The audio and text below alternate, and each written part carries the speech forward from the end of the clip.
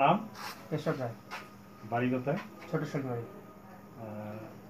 আপনি মরিঙ্গো খাচ্ছেন কতদিন ধরে? 1 মাস হলো।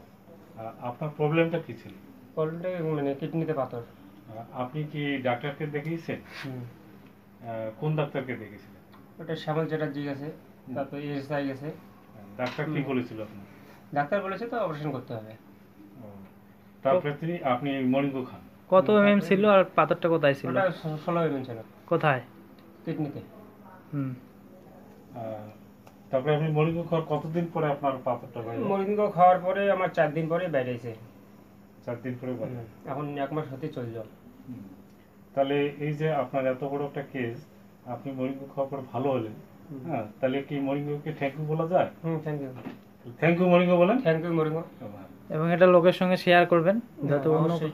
এটাই লোককে খাওয়ার কথা বলতে হবে, সবাইকে সুস্থ রাখার উদ্দেশ্যে।